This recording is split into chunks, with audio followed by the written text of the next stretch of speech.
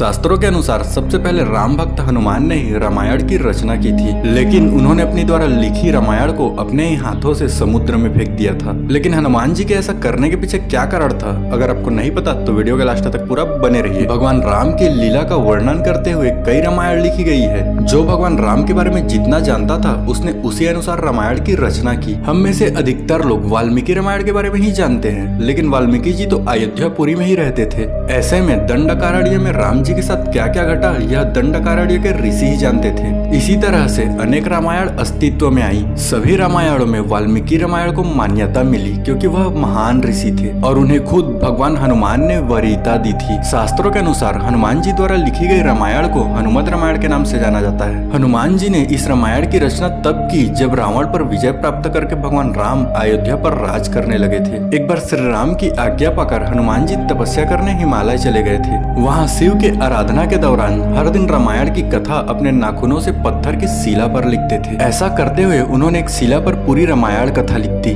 फिर एक दिन हनुमान जी यह शिला उठाकर कैलाश पर्वत पर ले जाते हैं और भगवान शिव को दिखाते हैं। कुछ समय बाद वाल्मीकि जी भी अपने रामायण लेकर शिव जी के समक्ष आते हैं। तब ऋषिवर देखते हैं कि वहाँ पहले से शिला पर रामायण लिखी हुई है जो स्वयं राम भक्त हनुमान ने लिखी है। यह देखने के बाद वह निराश होकर लौटने लगते हैं। उन्हें निराश होकर जाता देख हनुमान जी उनसे इसका कारण पूछते हैं। तब ऋषि वाल्मीकि कहते हैं, भगवान बहुत तपस्या के बाद मैंने यह रामायण लिखी थी, लेकिन आपकी रामायण के सामने मेरी रामायण कुछ भी नहीं। देखकर ही लगता है कि आपकी लिखी रामायण के आगे मेरी रामायण उपेक्षित हो जाएगी। ऋषि वाल्मीकि जी की ऐसी बात सुनकर हनुमान जी को बहुत कष्ट हुआ। तब उन्होंने एक कंधे पर अपनी लिखी रामायण शिला को उठाया और दूसरे कंधे पर ऋषि वाल्मीकि को बैठाकर समुद्र में ले गए। वहाँ हनुमान जी ने ऋषि वाल्मीकि के सामने ही अपनी रामायण लिखी शिला को श्री राम को समर्पित करते हुए समुद्र में फेंक दिया।